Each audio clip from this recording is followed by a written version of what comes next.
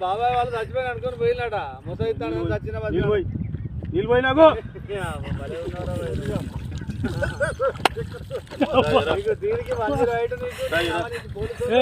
ఎందుకు పన్న వాళ్ళ